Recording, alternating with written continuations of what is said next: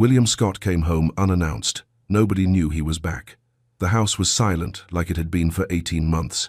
But then he heard something. Sounds. Coming from somewhere inside. His heart started racing. He didn't know what it was. He moved toward it, following the noise, his hands trembling. It was coming from the kitchen.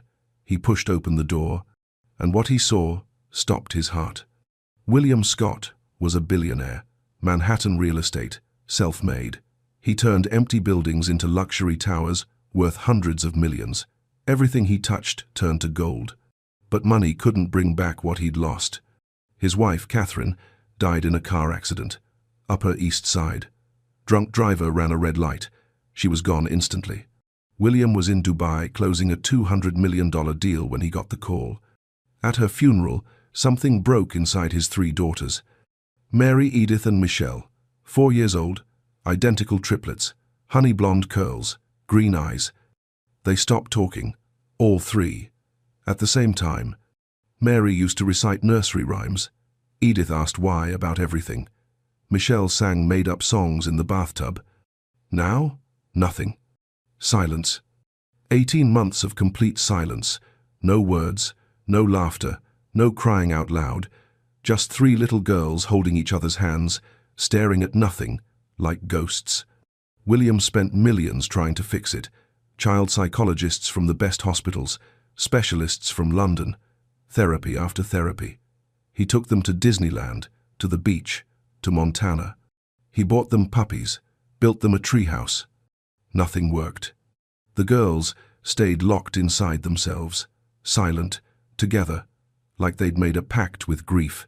So William did what broken men do. He ran. He buried himself in work. 16-hour days, business trips every other week, Singapore, London, Dubai. Because sitting in that house felt like suffocating. His estate in Westchester had 12 bedrooms, an infinity pool, a tennis court, a home theater, but it was the loneliest place on earth. One evening, Martha, the head housekeeper who'd been with the family for 20 years, approached him. "Mr. Scott, I can't manage this alone anymore. The house is too big. The girls need more help than I can give. Can I hire someone?" William barely looked up. "Hire whoever you need, Martha." 3 days later, Maureen Hart walked through the door.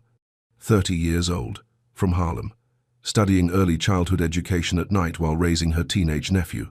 Her sister had died 2 years earlier. She understood grief. She knew what it felt like to keep breathing when your heart was broken. William saw Maureen once in the hallway. She was carrying cleaning supplies. She nodded. He didn't even look at her.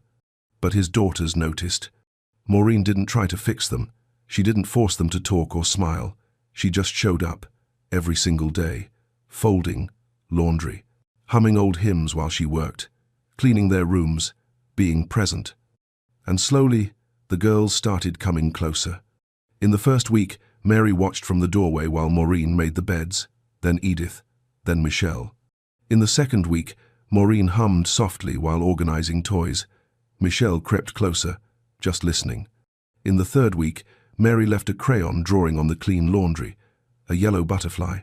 Maureen picked it up like it was precious. She smiled and taped it to the wall. "This is beautiful, sweetheart," she whispered, and Mary's eyes flickered. Just a little. Week after week, something was happening. Something quiet, something sacred, something William never saw because he was never home. The girls started whispering to Maureen, then talking in sentences, then laughing while she folded towels. By 6 weeks, they were singing again. Maureen didn't announce it. She just loved them, gently, patiently, like watering a garden and trusting God to bring the growth. William had no idea his daughters were coming back to life. He was in Singapore closing a massive deal, exhausted, stressed. He wasn't supposed to come home for 3 more days, but something inside him said, go. He didn't call ahead. He just booked a flight and left. When he walked through the front door, the house was quiet. Like always, he expected nothing different. But then he heard something. Sounds. His chest tightened. He stood frozen in the entryway, listening. It couldn't be. The house had been silent for 18 months. But the sounds were real. Laughter. Children's laughter. William's hands started shaking. His heart pounded. He didn't understand. He moved toward the sound, down the hallway, faster, his breath caught in his throat. It was coming from the kitchen. He reached the door. His hand trembled as he pushed it open, and what he saw inside stopped his entire world. But before we continue, hit that subscribe button, click like, and tell me where in the world you're watching from. Because this story will remind you that miracles can happen in the most unexpected moments, and that love can bring back what we thought was lost forever. Now let me tell you what William saw in that kitchen. Sunlight poured through the kitchen windows, bright, warm, the kind of light that makes everything feel alive. Michelle was sitting on Maureen's shoulders, her little hands tangled in the woman's hair, giggling uncontrollably. Mary and Edith sat barefoot on the counter by the sink, legs swinging, faces glowing. They were actually singing, "You Are My Sunshine." Their voices filled the room like music William had forgotten existed. Maureen was folding small, bright dresses, humming along with them, smiling like this was the most natural thing in the world. The girls were wearing matching magenta outfits. Their hair was brushed, their cheeks were flushed with joy. They looked alive. William stood frozen in the doorway. His briefcase had fallen from his hand somewhere behind him. He couldn't move, couldn't breathe. His daughters, talking, laughing, singing. For 3 seconds, something broke open inside him. Relief so powerful it felt like his chest might cave in. Gratitude, joy. A feeling he hadn't felt since Catherine died, like maybe, just maybe, God hadn't forgotten them. Then Michelle shouted, "Louder, Miss Maureen, sing louder." And something shifted. William didn't understand it. He couldn't name it, but it rose up fast and hot and ugly. Jealousy, shame, rage. This woman, this stranger, had done what he couldn't. She'd brought his daughters back from the dead. While he was closing deals and flying across the world, she was here, loving them, healing them, being the parent he should have been. And he hated her for it. What the hell is going on here? His voice exploded across the kitchen like a gunshot. The singing stopped. Instantly, Michelle's face crumpled. Maureen stumbled, her hands shaking as she carefully lifted Michelle off her shoulders and set her down. Mary and Edith froze on the counter, their legs stopping mid-swing. "Mr. Scott, I..." Maureen's voice was quiet, steady, but William could see her trembling. "This is completely inappropriate," William's voice cracked. "You were hired to clean, not to play dress-up and turn my kitchen into some kind of daycare circus." Maureen lowered her eyes. "I was just spending time with them, sir. They were..." "I don't want to hear it." William's face was red. His fists clenched at his sides. "Putting my daughters on counters? Carrying them around like that? What if one of them fell? What if something happened?" "Nothing happened, sir. I was being careful." "You're fired." The word came out cold. "Final. Pack your things. Leave. Now." Maureen stood there for a moment, her hands gripping the edge of the counter. Her eyes were wet, but she didn't argue. She didn't beg. She just nodded. "Yes, sir." She walked past William with her head high, shoulders straight, tears slipping quietly down her cheeks. The girls didn't make a sound. They climbed down from the counter slowly, carefully, holding each other's hands. Their faces were blank, empty, like someone had reached inside and turned off a switch. They looked at their father, really looked at him, and William saw it. Fear. They were afraid of him. Mary's lip trembled, but no sound came out. Edith gripped her sister's hands tighter. Michelle's eyes filled with tears that fell silently down her face. Then they turned and walked out of the kitchen together, hand in hand, their bare feet padding softly against the floor. The room fell silent. William stood there alone. The bright dresses Maureen had been folding were still on the counter. The sunlight that had felt so warm moments ago now felt harsh, accusing. His legs felt weak. He grabbed the edge of the counter to steady himself. "What did I just do?" His voice was barely a whisper. The house was silent again, the way it had been for 18 months. Cold, dead, empty. William sank into a chair, his head falling into his hands. And for the first time since Catherine's funeral, he felt the full weight of what he'd become. Not a father, a destroyer. That night, William sat alone in his study. The room was dark except for the lamp on his desk, A glass of scotch sat untouched in his hand. He stared at the photo on the shelf. Catherine, laughing, holding the girls when they were babies. All three of them, wrapped in her arms. Her smile so bright it hurt to look at. "What have I done, Catherine?" His voice cracked. "Why did I do that?" The silence pressed in from every corner of the house. Heavy, suffocating. There was a soft knock at the door. "Mr. Scott?" Martha's voice. Gentle but firm. "May I come in?" "Yeah." She entered slowly, closing the door behind her. She didn't bring tea this time, didn't sit down. Just stood there, arms crossed, looking at him the way a mother looks at a child who's done something terribly wrong. They were talking, Mr. Scott. William looked up. "What?" "Your daughters, they were talking. To Maureen." His chest tightened. "I know that, Martha. I saw them today." "No." Martha shook her head. "You don't understand. It wasn't just today. They've been talking for 6 weeks. The glass slipped from William's hand. It didn't break, just tipped over on the desk, scotch spilling across the wood. He didn't move to clean it. 6 weeks. "Yes, sir. Full sentences, stories, songs. Maureen brought them back, little by little, every single day." William's hands started shaking. 6 weeks. Why didn't anyone tell me?" Martha's voice was soft, but it cut deep. "You were never here to tell, Mr. Scott." He covered his face with his hands. Oh, God, Martha. I destroyed it. I destroyed everything in 10 seconds. "Yes, sir, you did." The words hung in the air between them. No comfort, just truth. William's voice came out broken. "What kind of father am I? My daughters were healing, actually healing, and I had no idea. I've been so busy running from this house that I didn't even notice they were coming back to life." Martha stepped closer. Her voice was quieter now. "Mr. Scott, do you understand what you did today? Those girls trusted Maureen. They opened up to her. And you showed them that when you're scared or confused, you hurt the people they love." William looked up, his eyes red. "I wasn't thinking. I saw them so happy with her, and I felt like I didn't matter anymore, like I'd been replaced."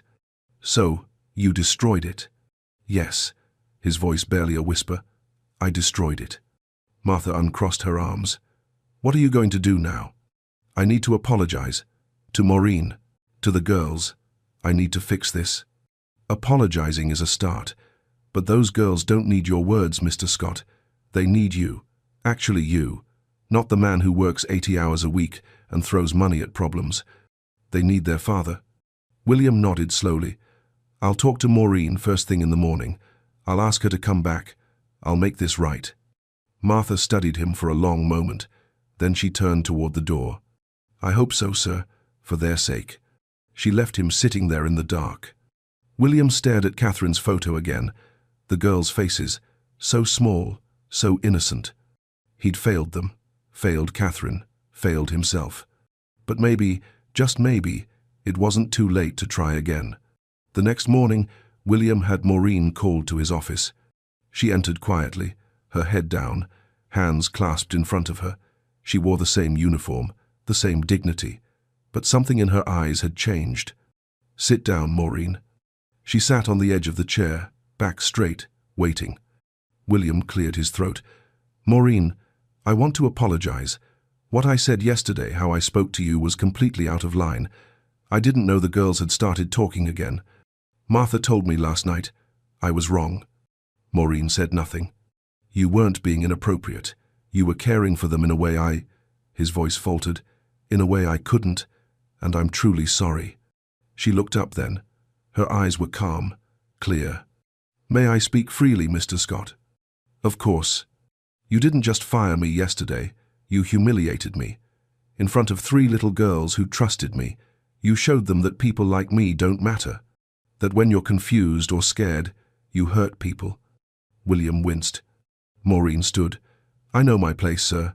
I'm the housekeeper. I clean. I fold laundry.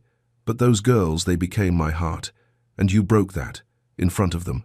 Maureen, please." "I'm not coming back, Mr. Scott. Not because you're firing me. Because I can't stay in a place where love gets punished." She walked to the door. William stood. "Please, my daughters need you." Maureen turned, her hand on the doorknob. Your daughters need their father, Mr. Scott. Maybe start there. And then she was gone. Martha found William still sitting at his desk an hour later. She's not coming back, is she? He said without looking up. No, sir, she's not. William slammed his fist on the desk. I know, Martha. I know I ruined everything. Martha crossed her arms. Then go after her. How? The same way you chase your business deals, with humility and speed. William looked at her, really looked at her. Then he stood. Where does she live? Martha hesitated. Mr. Scott. Please, Martha. I need to try. She sighed. Harlem. I'll get you the address. William drove into the city that afternoon. The address led him to a modest apartment building on a narrow street. Cracked sidewalk, faded paint, a world away from Westchester. He climbed the stairs to the third floor and knocked. A teenage boy opened the door, tall, guarded eyes. He looked William up and down the expensive suit, the polished shoes, and his jaw tightened. Yeah? I'm looking for Maureen Hart. Does she live here? The boy's expression hardened. Who's asking? My name is William Scott. I was her employer. I need to speak with her. You're the guy who fired her. William's throat tightened. Yes, I made a mistake. I need to apologize. The boy stepped forward, blocking the doorway. You made her cry, man. You embarrassed her in front of little kids, and now you show up here thinking you can just fix it? I know I hurt her. That's why I'm here. Please. 5 minutes. She doesn't want to see you. Please. The door closed. William stood there staring at the peeling paint, his hands clenched into fists, then released. He'd never been rejected like this, never had a door shut in his face. In his world, money opened everything. Here, it meant nothing. He tried again the next day. Martha had given him another address, Maureen's sister's place in the Bronx, another modest building, another neighborhood where his suit made him stand out like he didn't belong. He knocked. A woman in her 40s opened the door, a baby on her hip. She looked exhausted. Can I help you? I'm looking for Maureen Hart. I was told she might be staying here. The woman's face shifted. Recognition. Then something colder. You're the rich guy who yelled at her. William lowered his head. Yes, I need to talk to her, to apologize. She doesn't want to talk to you. Please, just let me explain. Maureen, the woman called over her shoulder. There's someone here for you. Footsteps. Then Maureen appeared in the doorway behind her sister. When she saw William, her face went still. What do you want, Mr. Scott? To talk, please. There's nothing to talk about. Maureen, I know what I did was wrong. I know I hurt you. But my daughters, they haven't spoken since you left. They're back in that silence. I destroyed the only good thing that's happened to them since their mother died. Maureen's jaw tightened. That's not my responsibility. I know it's not. But I'm not here as your boss. I'm here as a father who failed his children, and I'm begging for help. Maureen looked away, her eyes wet. William reached into his jacket and pulled out a small cardboard box. His hands trembled as he held it out. The girls made this. Martha found it hidden in their playroom. Maureen hesitated. Then she took it. She opened it slowly. Inside were 3 drawings, each one labeled in shaky handwriting, Miss Maureen, a yellow butterfly, a rainbow, a heart with stick figures holding hands. And beneath them, a folded piece of paper. Maureen unfolded it. The words were written in crayon, big and uneven. Please come back. We love you. Maureen's hand went to her mouth. Tears spilled down her cheeks. They drew these for you, William said quietly. Every night before bed, Martha found them under Mary's pillow. Maureen clutched the box to her chest, her shoulders shaking. William's voice broke. I'm not asking you to forgive me. I'm asking you to save them, because I can't. Maureen stood there holding the box, tears streaming down her face. She didn't wipe them away, just stood there, staring at the drawings like they were breaking her heart all over again. William waited. He didn't push, didn't speak. For the first time in years, he just waited. Finally, Maureen looked up. Her voice came out thick with emotion. Mr. Scott, William, what you did hurt. Not just me. Them. I know. You made them feel like loving me was wrong, like being happy was something to be ashamed of. William's throat tightened. I was angry at myself, not you. I saw them alive again and I realized, his voice broke, I realized a stranger had done what their own father couldn't. And instead of being grateful, I destroyed it. Maureen wiped her eyes with the back of her hand. Do you understand what it took for those girls to trust me? To open up? They'd been silent for 18 months. And in one moment, you taught them that people leave. That love isn't safe. I'll spend the rest of my life making that right. I swear to you. She looked down at the drawings again. Mary's butterfly, Edith's rainbow, Michelle's stick figures, holding hands. Her sister stepped closer, the baby still on her hip. Maureen, you don't owe him anything. I know. Maureen's voice was barely a whisper, but I owe them. She looked back at William. If I come back, and I mean, if things change, completely. Anything, name it. You can't keep working 80-hour weeks. You can't keep flying across the world every other week while your daughters grow up without you. If I'm going to help them heal, you have to be part of it, really part of it. William nodded. I'll restructure everything, work from home, cut back on travel. I'm not talking about cutting back, Mr. Scott. Maureen's eyes were steady now, firm. I'm talking about showing up, being there for breakfast, for bedtime, for the hard days when they cry and don't know why. You can't fix this from a distance. I understand. Do you? She stepped closer. Because I won't come back just to watch you break their hearts again. I won't be the one picking up the pieces while you're in Singapore closing deals. William felt the weight of what she was asking. His entire life, everything he'd built, everything he'd become, it all revolved around work, around success, around control. And she was asking him to let it go. I don't know if I know how to do that, he admitted quietly. I don't know how to just stop. Maureen's expression softened, just a little. Then you learn. The same way those girls are learning to trust again, one day at a time. Silence settled between them. William looked at her, really looked at her, this woman who had nothing compared to his wealth, who'd lost her sister, who was raising a nephew while working and studying, who'd loved his daughters without asking for anything in return. And he realized something. She was stronger than he'd ever been. If you come back, he said slowly, I'll be there. I promise you, whatever it takes. Maureen studied his face for a long moment, searching for something. Truth, maybe, or sincerity. Finally, she nodded. 1 week. Give me 1 week to think about it. Maureen. 1 week, Mr. Scott. That's all I'm asking. If you really mean what you're saying, you can wait 7 days. She handed him back the box. Keep this. Show it to the girls.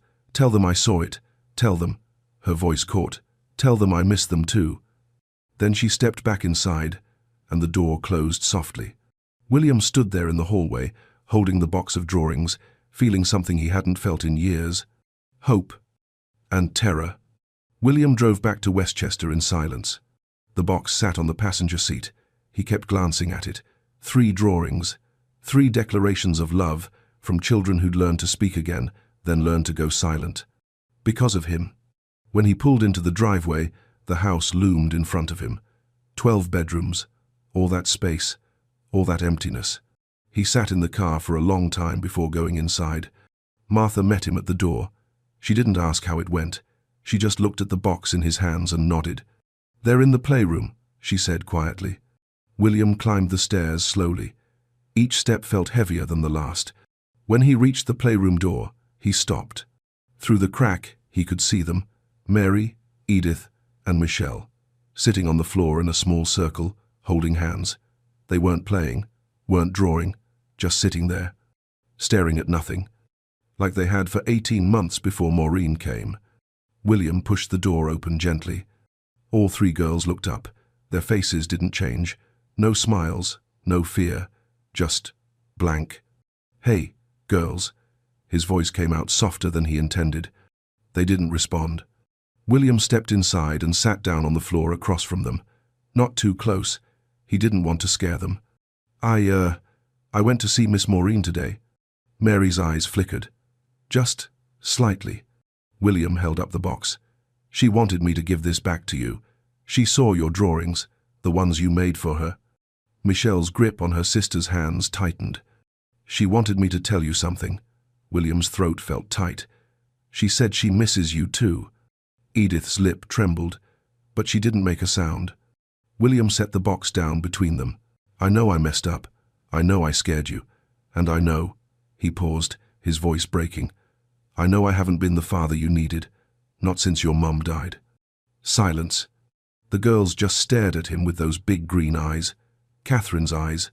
I was so scared after we lost her, William continued, his voice barely above a whisper. I didn't know how to be here without her. I didn't know how to help you, so I ran. I worked. I convinced myself that if I could just make enough money, buy enough things, hire enough people, maybe I could fix what was broken. Mary blinked. A single tear rolled down her cheek. But I can't fix this with money. I know that now. And I'm so sorry. Michelle's shoulders started shaking. She was crying silently, the way she'd cried for 18 months. William's own eyes burned. I don't know if Miss Maureen is coming back, but I do know this. I'm not leaving anymore. I'm staying here, with you. Because you're more important than any deal, any building, any amount of money in the world. He reached out slowly, his hand open, waiting. For a long moment, nothing happened. Then Mary let go of her sister's hands. She crawled forward slowly, carefully, like she wasn't sure if it was safe. And she took her father's hand. William's chest cracked open. He pulled her close, and she buried her face in his shoulder, still silent, but holding on. Then Edith came. Then Michelle. All three of them pressed against him, crying without sound, their small bodies shaking. William wrapped his arms around them and held on, like he should have been doing all along. I'm here, he whispered. I'm here now. I promise. For the first time in 18 months, William Scott stayed. He didn't check his phone, didn't think about work, didn't run. He just held his daughters and let himself feel everything he'd been avoiding. The grief, the guilt, the desperate, aching love for these three little souls who deserved so much more than he'd given them. And in that moment, something shifted. William kept his promise. He cancelled his trip to London, pushed back meetings, told his assistant to clear his schedule for the next 2 weeks. For the first time in 18 months, he was home. He made breakfast, sat with the girls while they ate. They picked at their food silently, but they didn't leave. That felt like progress. He read to them that night, sat on the floor of their bedroom with a picture book about butterflies, Catherine's favorite. The girls sat on their beds, watching him, not smiling, not speaking, but listening. When he finished, he kissed each of them goodnight. I love you, he whispered. I love you so much. They didn't say it back. But Mary squeezed his hand. Just once. 3 days passed like that. William stayed. He tried. He showed up for every meal, played with them in the backyard, sat with them during the quiet hours. But something was missing. The girls were there physically, but they weren't present. They moved through the house like shadows, silent, careful, like they were waiting for something, or someone. On the 4th day, William found Michelle sitting by the laundry room door. She was holding something, a small piece of fabric, one of the magenta dresses she'd been wearing the day he'd exploded, the day Maureen left. Michelle pressed it to her face. Her shoulders shook. William's heart broke. He knelt beside her. Michelle, baby? She didn't look at him, just kept holding that dress, crying without sound. Do you want Miss Maureen to come back? Michelle nodded. William felt his chest tighten. I'm trying, sweetheart. I'm trying to bring her back. Michelle finally looked up at him. Her green eyes were red, hollow, and William saw it. She didn't believe him. That night, William couldn't sleep. He stood in the hallway outside the girls' room, listening. At first, there was nothing, just silence. Then he heard it. Whispers. His heart stopped. He moved closer, pressing his ear to the door. Do you think she's coming back? Mary's voice, so small. I don't know. Edith. Daddy said he's trying. Michelle. Silence. But he said that before. Mary again. He said he'd be home more. He said lots of things. William's hand gripped the doorframe. Maybe she doesn't want to come back. Edith's voice cracked. Maybe we made her too sad. We didn't make her sad, Michelle. Daddy did. The words hit like a punch to the stomach. I miss her. Mary started crying. I miss her so much. Me too. Me too. William stood there frozen, listening to his daughters cry for someone else. Someone who'd loved them better than he had. Someone they trusted more. He slid down the wall and sat on the floor, his head in his hands. They were talking, but not to him. They'd learned to trust Maureen enough to open up, and he'd destroyed it so completely that even now, even when he was here, trying, present, they still didn't believe in him. And maybe they were right not to. He pulled out his phone, stared at the screen. He could call anyone, fix any problem, but this couldn't be bought, couldn't be negotiated, couldn't be controlled. He'd spent his whole life building empires, winning deals, being 3 steps ahead. But he'd lost the only thing that mattered. Not because he didn't have enough money. Because he didn't have enough love, enough time, enough presence. William sat there in that dark hallway, listening to his daughters cry for someone else, and finally he understood. He couldn't fix this alone. He needed Maureen. Not because she was convenient, not because she was good at her job, because his daughters needed her, and maybe, just maybe, he did too. He stood up slowly, wiped his face, and made a decision. Tomorrow, he'd go back to the Bronx. And this time, he wouldn't leave until she said yes. William showed up at Maureen's sister's apartment the next morning. It wasn't 7 days. It had only been 4. But he couldn't wait anymore. He knocked, waited, his heart pounding. Maureen's sister opened the door. She looked surprised, then annoyed. She said a week. I know, but I need to see her, please. The woman studied him for a long moment. Then she called over her shoulder. Maureen, he's here again. Footsteps. Then Maureen appeared, arms crossed. She looked tired, like she hadn't been sleeping either. It hasn't been a week, Mr. Scott. I know, I'm sorry, but his voice broke. I heard them last night. Maureen's expression shifted. Heard who? My daughters. They were talking, in their room, to each other. William's hands trembled. They're speaking again, but not to me. They don't trust me. And I don't blame them. Maureen's arms loosened slightly. They were crying for you, William continued, his voice raw, asking if you were coming back, saying they missed you, and I stood outside their door listening, and I realized something. He paused, trying to find the words. I can't do this. I can't fix them. I can't even reach them, because they don't believe me anymore, and the worst part is they're right not to. Maureen said nothing, just watched him. I thought I could show up and everything would be okay. That being present would be enough. But it's not, because I spent 18 months teaching them that I don't stay, that I leave. That work is more important than they are. His voice cracked, and now they're waiting for me to leave again. A tear slipped down his cheek. He didn't wipe it away. I need you, Maureen. Not because I'm paying you, not because you're good at what you do, because my daughters need you. And he swallowed hard. I need to learn from you. I need you to show me how to be the father they deserve, because I have no idea what I'm doing. Maureen's eyes glistened. Please, William whispered. I'm not asking as your employer. I'm asking as a man who's lost everything that matters and doesn't know how to get it back. Silence stretched between them. Then Maureen spoke, her voice soft. What happened to the meeting in London? I cancelled it. And the Singapore deal? Postponed. For how long? As long as it takes. William looked her in the eyes.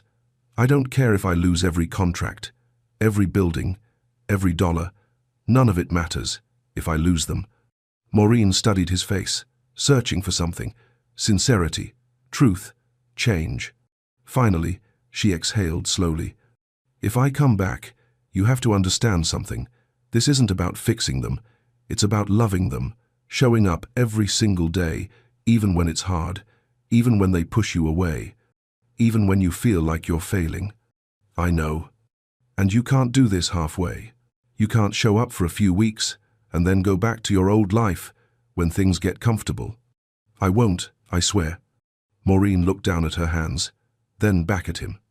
I'll come back, But not today. William's heart sank.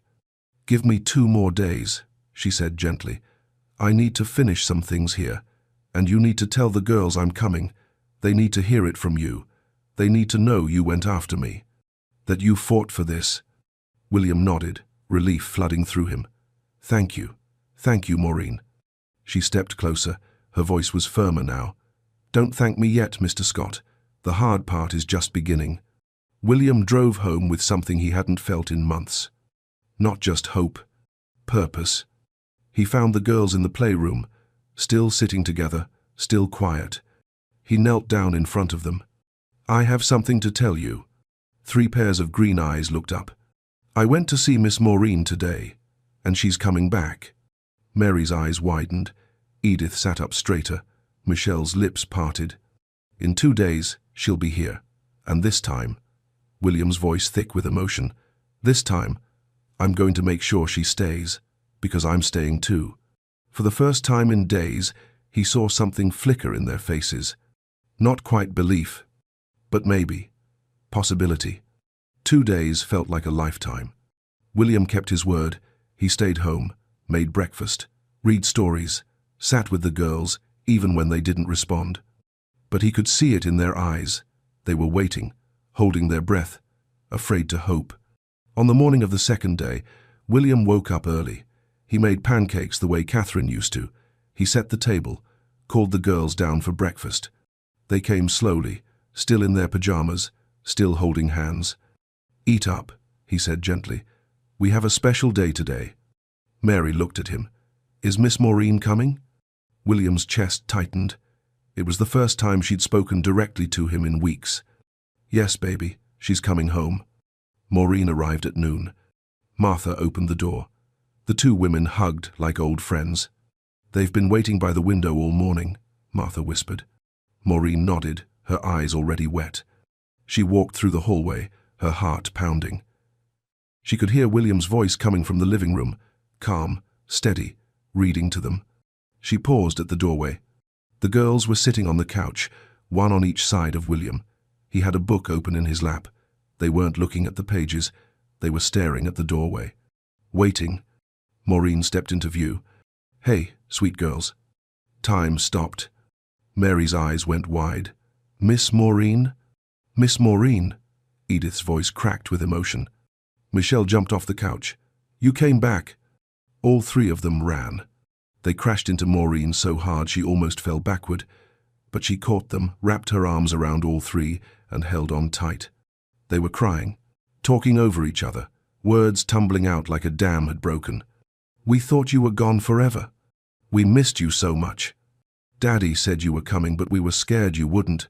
Maureen sank to her knees, pulling them closer. "I'm here, babies. I'm here. I missed you every single day." "Are you staying?"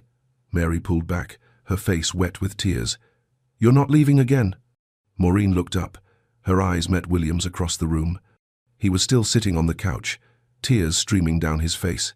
He nodded once. Maureen looked back at the girls. "I'm staying. I promise." Michelle buried her face in Maureen's shoulder. "We love you." "I love you too, sweetheart. So much." William watched from across the room. He didn't move, didn't interrupt, just watched his daughters come back to life in someone else's arms. And for the first time, he wasn't jealous. He was grateful. Because this was love, real love, the kind that didn't demand credit, didn't need recognition, just showed up and stayed. After a long moment, Maureen looked over at him. "Mr. Scott." William stood, walked over slowly. Maureen gently nudged the girls. "Your daddy fought very hard to bring me back. He went looking for me. He didn't give up." Mary looked up at William, really looked at him. "You did?" William knelt down beside them. "I did. Because I love you. And I finally understand you need people who show up, not people who send money or buy things. People who stay." Edith reached out, took his hand. Then Mary took his other hand. Michelle wrapped her small arms around his neck. And William Scott, the man who'd built an empire, who'd closed billion-dollar deals, who'd conquered Manhattan, broke down completely. He held his daughters and cried like he hadn't cried since Catherine died. Maureen put her hand on his shoulder. a gentle touch, a quiet promise. We'll get through this, together. That evening, the house felt different. Not empty anymore, not silent. The girls were in the kitchen with Maureen, helping her make dinner, laughing, talking, singing while they stirred. William stood in the doorway watching, and for the first time in 2 years, he felt something he thought was gone forever. Peace. 6 months later, the house didn't feel empty anymore. William restructured his entire life. He worked from home 3 days a week, no more 16-hour days, no more trips during school weeks. He knew the girls' teachers now, their friends' names, the songs they made up, the games they played. He was there for breakfast every morning, dinner every night, bedtime stories, bad dreams, good days, and hard ones. He showed up. And slowly, so slowly, his daughters began to trust him again. Maureen wasn't just the housekeeper anymore, she was family. The girls called her Auntie Maureen. She ate dinner with them, celebrated birthdays, prayed with them before bed. And William? He learned from her. How to listen without trying to fix everything, how to be present without controlling, how to love without conditions. One Saturday evening, as the sun dipped low over the Hudson, William found them all in the garden. Maureen and the girls were on their knees in the dirt, planting something, their hands covered in soil, laughter floating through the warm air. William walked over. "What are we planting?" Michelle looked up, face bright. "Sunflowers, Daddy." "Sunflowers?" Mary nodded. "Auntie Maureen said Mommy loved them." William knelt beside them, his throat tight. She did. She loved them very much. Edith carefully pressed seeds into the earth. "Why did she love them, Daddy?"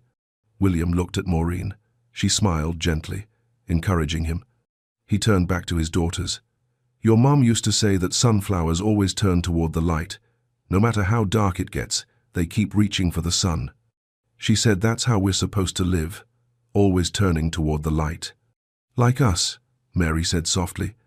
William's eyes burned. "Yeah, baby, like us." Michelle pointed at the sky. "Daddy, look." A yellow butterfly had landed on one of the seed packets. The girls went quiet, watching it, its wings opening and closing slowly in the fading light. "That's Mummy," Michelle whispered. "Isn't it?" Maureen's voice was gentle. "Yes, sweet girl, that's her, watching over you, so proud of how strong you've become." The butterfly lifted into the air, circled once, then flew toward the sunset. Mary took William's hand. "Do you think she knows we're okay now?" William pulled her close, pulled all 3 of them close, his voice thick with emotion. "I think she knows. I think she's been watching this whole time, waiting for us to find our way back." Edith looked up at him. "Are you staying, Daddy? Really staying?" "I'm staying, baby. I promise. I'm not going anywhere. Ever. Ever." Michelle leaned her head against his chest. "I'm glad Miss Maureen came back." "Me too, sweetheart. Me too." William looked at Maureen over the girls' heads. She was wiping tears from her eyes. "Thank you," he mouthed. She shook her head gently. "No, thank God." And William understood. This wasn't about him, or Maureen, or even the girls. It was about grace, the kind that shows up when you're broken, the kind that reaches into silence and pulls out songs, the kind that doesn't give up even when you've given up on yourself.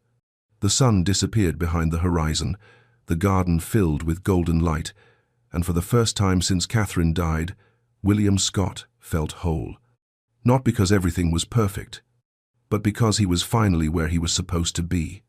Present, grateful, home. Mary looked up at the darkening sky.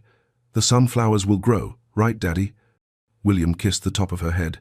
"Yes, baby, they'll grow, and when they do, they'll turn toward the light. Just like your mom said." "Just like us," Edith repeated. "Just like us," William whispered. And in that moment, surrounded by his daughters, standing beside the woman who'd saved them all, William finally understood what his wife had been trying to teach him all along. True wealth isn't what you build. It's who you become. And the most valuable thing in this life isn't success or money or power. It's love that stays, even in the silence, even in the dark. Love that stays. For what will it profit a man if he gains the whole world and forfeits his soul? Matthew 16:26.